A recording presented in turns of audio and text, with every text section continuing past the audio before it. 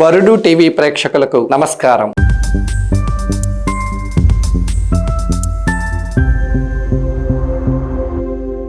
ఈ రోజు మన అంశం how to prepare for examination. పరీక్షలకి మనం ఏ విధంగా తయారవ్వాలి అనే అంశం మీద మాట్లాడుకుందాం.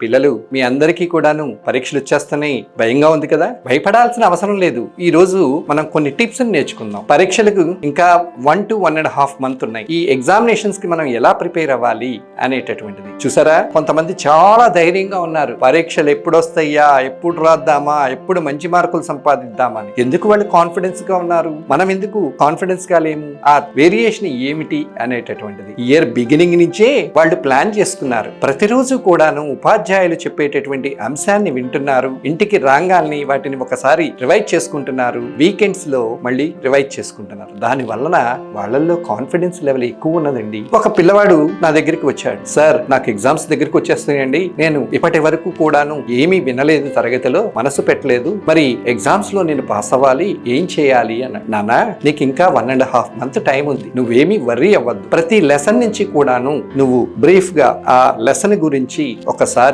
అర్థం తెలుసుకోవాలి. తెలుసుకున్న తర్వాత ఆ చాప్టర్ లో ఏ రకమైనటువంటి ప్రశ్నలు ఇస్తున్నారు, ఆ ప్రశ్నలకి ఎంత మేరకు సమాధానం రాయాలి అనేటటువంటిది తెలియాలి. దీనికి నువ్వు చేయవలసిందల్లా ఒకటి, ఈ 1.5 months నీ యొక్క లక్ష్యం ఏంటంటే పరీక్షలకు ప్రిపేర్ అవ్వడము, మరి చక్కగా ఎగ్జామ్స్ ని ఫేస్ చేయటం. ఆ లక్ష్యం పెట్టుకున్నాను. అలాగే సార్, నేనైతే గనక ఇప్పటి నుంచి అలా చేయడానికి రెడీగా ఉన్నానండి. వెరీ గుడ్, చాలా మంచి నిర్ణయం తీసుకున్నావు. ఎందుకంటే పరీక్షలు దగ్గరికి వస్తున్నాయి కదా, మళ్ళీ నువ్వు పాస్ అవ్వకపోతే మళ్ళీ అదే తరగతిలో కంటిన్యూ అవ్వాల్సి వస్తుంది. అవును సార్, మరి నువ్వు ప్రొద్దున్నే కూడాను ఎర్లీ మార్నింగ్ నిద్ర లెగవాలి. లెగుస్తావా? తప్పకుండా సార్. మీరు ఎన్నింటికి లెగవమంటే నేను అన్నింటికే లెగుస్తాను. మరి రోజుకి 12 గంటలు చదవగలవా? తప్పకుండా చదువుతాను సార్. మరి ఇన్నాళ్ళు ఏమైపోయింది ఈ యాక్టివ్నెస్? సార్, ఏదో స్నేహితులు అందరూ ఆడుతూ పాడుతూ గడిపేస్తున్నారు. నేను కూడా నా జీవితాన్ని అలాగే గడిపాను. ఇప్పుడు మాత్రం కాదండి, 10వ తరగతి పరీక్షలండి నేను రాసేది. ఈ పరీక్షల్లో నేను ఫెయిల్ అయితే మళ్ళీ ఇంకొక సంవత్సరం. ఆహా, చానాళ్ళకి ఎంత రియలైజ్ అయ్యావు నాన్న.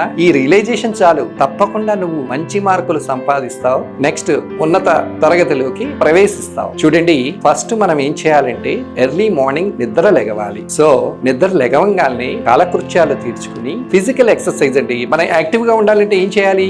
శారీరక శ్రమ, ఫిజికల్ ఎక్సర్సైజ్ కావాలి. సో వ్యాయామం చేయొచ్చు, రన్నింగ్ చేయొచ్చు, జాగింగ్ చేయొచ్చు, ఆసనాలు వేయవచ్చు. ఇవన్నీ చేయడం వల్ల ఏమవుతుందంటే మన బాడీ అనేది యాక్టివ్ అవుతుందండి. ఆ యాక్టివ్ అయినప్పుడు మనం చదువు పట్ల శ్రద్ధ వహించాలి. కాబట్టి ఆ శ్రద్ధ అనేది ఆటోమేటిక్ గా కలుగుతుంది. మరి ఎగ్జామినేషన్స్ టైం కదా, మనం స్టడీస్ ఎలా చదవాలి అనేది కూడా ప్లాన్ చేసుకోవడం అవసరం. ప్రొద్దున్నే చాలా ప్రశాంతంగా ఉంటుంది వాతావరణం. సో అటువంటి సమయంలో మ్యాథమెటిక్స్ కనుక నువ్వు నేర్చుకున్నట్లయితే మంచిగా మార్క్స్ వస్తాయి. సో ఆ సమయాన్ని నువ్వు మ్యాథ్స్ కేటాయించు. తప్పకుండా సార్, మీరు చెప్పిన విధంగానే. నీకు మ్యాథ్స్ అంటే ఇంట్రెస్టా? సార్, నాకు ఇంట్రెస్టేనండి, కానీ నేను యావరేజ్ స్టూడెంట్ అండి. సో ఇప్పుడు నువ్వు యావరేజ్ స్టూడెంట్ ఇంట్రెస్ట్ అంటున్నావు. ఆ మ్యాథ్స్ లో ఏ ఏరియాస్ లో నువ్వు వీక్ గా ఉన్నావో ఆ ఏరియాస్ ని నువ్వు స్ట్రెంగ్తెన్ చేసుకోవాలన్నా. తప్పకుండా సార్. టేబుల్స్ వచ్చా? వచ్చు సార్. క్యాలిక్యులేషన్స్ వచ్చా? వచ్చు సార్. మరి ఏంటి నీకు రాంది? సార్, నేను మనసు పెట్టి ఒక చోట కూర్చుని వర్క్ చేయలేదు సార్, అదే నా మైనస్. చూసావా, నీ తప్పులేంటో నీకు తెలిసి నువ్వు అవి గనక సరిదిద్దుకున్నట్లయితే తప్పకుండా రాణించగలవు. సో ఇక్కడ ఎగ్జామినేషన్స్ కి ప్రిపేర్ అవ్వాలి అంటే మనకి 3 రకాల పాయింట్స్ ని గుర్తుపెట్టుకోవాలి. బాగా ఈజీగా ఉన్నటువంటి టాపిక్స్ ఏమిటి, కొంచెం కష్టంగా ఉన్నటువంటి ఏంటి, బాగా కష్టంగా ఉన్నటువంటి ఏమిటి, ఈ మూడింటిని కూడాను మనం డివైడ్ చేసుకోవాలి. అంతేకాకుండా ఎగ్జామ్ లో మనకి హాఫ్ మార్క్ క్వశ్చన్స్ ఉంటాయి, 1 mark క్వశ్చన్స్ ఉంటాయి, 2 mark క్వశ్చన్స్ ఉంటాయి, 3 marks ఉంటాయి, ఎస్ఏ టైప్ క్వశ్చన్స్ ఉంటాయి. సో ఫస్ట్ ఏవైతే చిన్న క్వశ్చన్స్ ఉంటాయో వాటిని ప్రిపేర్ అవ్వాలి. ఫస్ట్ చాప్టర్ ని క్షుణ్ణంగా చదవాలి. చదివిన తర్వాత దాంట్లో mark wise 1 mark, 2 mark, 3 marks and 5 marks అలా ప్లాన్ చేసుకోవాలి. అంతేకాదు చాప్టర్ వెయిటేజ్ ఉంటుంది. మనకి ఏ చాప్టర్ నుంచి ఎన్ని మార్కులు క్వశ్చన్స్ వస్తాయో అనేది కూడా ఉంటుంది. దాన్ని కూడా దృష్టిలో పెట్టుకోవాలి. ఆ టేబుల్ ని దగ్గర పెట్టుకుని మనం చాప్టర్ వైజ్ ప్రిపేర్ అయితే గనక చాలా బాగుంటుంది. సార్, చాలా మంచి ఐడియా ఇచ్చారు సార్. నాకైతే 1 or 2 lines 3 lines ఆన్సర్స్ అయితే తొందరగా గుర్తుంటాయి సార్. ఎస్ఏ టైప్ అయితే గుర్తుండవు సార్. ఎస్ఏ టైప్ ని కూడా ఈజీగా గుర్తుపెట్టుకునే టెక్నిక్ ఉంది. ఏంటో తెలుసా? వాటిని పాయింట్స్ గా నోట్ చేసుకో. పాయింట్స్ నోట్ చేసుకున్న తర్వాత ఒక పాయింట్ తర్వాత ఒక పాయింట్ ని గుర్తు పెట్టుకో ఆ క్రమబద్ధతలో. అంతేకాదు టెక్స్ట్ బుక్ చదివినప్పుడు చాప్టర్ వైజ్ సినాప్సిస్ అనేటటువంటివి ఒక షీట్లో నోట్ చేసుకో. దాంట్లో కీవర్డ్స్ అనేటటువంటివి నోట్ చేసుకో.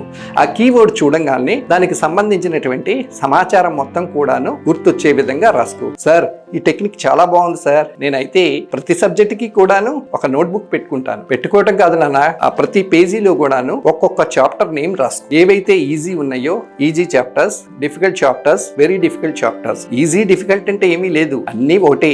కానీ నీకు తొందరగా వచ్చేటటువంటివి, కొంచెం టైం పట్టేటటువంటివి, కొంచెం బాగా టైం పట్టేటటువంటివి, ఆ విధంగా ప్లాన్ చేసుకున్నాం అనుకో చాలా బాగుంటుంది. సార్ ఈ టెక్నిక్ బాగుంది సార్, మీరు చెప్పినటువంటి దాంట్లో ఈజీ, డిఫికల్ట్, వెరీ డిఫికల్ట్, అంతేకాకుండా 1 mark, 2 marks, 3 marks plus notebook లో పాయింట్స్, ఇవన్నీ కూడా బాగున్నాయి. డెఫినెట్ గా ఇవన్నిటినీ కూడా నేను ఫాలో అయినట్లయితే గనక నాకు సబ్జెక్ట్ ని ఈజీగా నేను నేర్చుకోగలుగుతాను. పరీక్షల్లో ఇచ్చేటటువంటి ప్రశ్నలకు సమాధానం చేయగలుగుతాను. మరి నీకు పరీక్షల్లో ఏ రకమైనటువంటి ప్రశ్నలు ఇస్తారు, ఆ ప్రశ్నలకు సమాధానం ఎలా రాయాలి అంటే నీకు ప్రాక్టీస్ పేపర్స్ ఉంటాయి నాన్న. ఆ ప్రాక్టీస్ పేపర్స్ తీసుకుని ఫస్ట్ నువ్వు ఒక 10 ప్రాక్టీస్ పేపర్స్ లో 1 mark questions, 2 mark questions, 3 mark questions, SA type questions గనక ప్లాన్ చేసుకున్నట్లయితే, చాప్టర్ వైజ్ చేసుకున్నట్లయితే ఏ చాప్టర్ లో ఏ క్వశ్చన్స్ ని ఎక్కువ అడుగుతున్నాడు అనేది తెలుస్తుంది. నీకు ఇక్కడ 2 రకాల సిలబస్లు ఉన్నాయి. మనకి స్టేట్ సిలబస్ ఉంది, రెండోది సెంట్రల్ సిలబస్ ఉంది. స్టేట్ సిలబస్ లో లిమిటెడ్ క్వశ్చన్స్ ఉంటాయి, కానీ ఇప్పుడు స్టేట్ సిలబస్ కూడా నిదానంగా సెంట్రల్ సిలబస్ గా కన్వర్ట్ అవుతుంది. సో టెక్స్ట్ బుక్ రీడింగ్ అనేది ఎవరైతే బాగా చేస్తారో వాళ్ళు ఎంసీక్యూస్, మల్టిపుల్ చాయిస్ క్వశ్చన్స్ ని కూడాను ఈజీగా ఆన్సర్ చేయగలరు. సబ్జెక్ట్ ఉన్నటువంటి వాళ్ళు ప్రతి దానిని కూడాను ఈజీగా ఆన్సర్ చేయగలరు. ఎవరైతే క్వశ్చన్ అండ్ ఆన్సర్ మెథడ్ లో ప్రిపేర్ అవుతారో వాళ్ళు ఆ ప్రశ్న వచ్చినట్లయితే పరీక్షల్లో దాని వరకు మాత్రమే సమాధానం రాయగలరు, మిగతా వాటికి రాయలేరు. సో అందుకునే ఇయర్ బిగినింగ్ నుంచి కూడాను మనం లెసన్స్ ని బాగా విని టెక్స్ట్ బుక్ రీడింగ్ చేసినట్లయితే గనక ఎటువంటి కార్నర్ నుంచి ఏ రకమైనటువంటి ప్రశ్న ఇచ్చినా కూడాను దానికి మన సమాధానం రాసే సామర్థ్యం మనలో ఉంటుంది.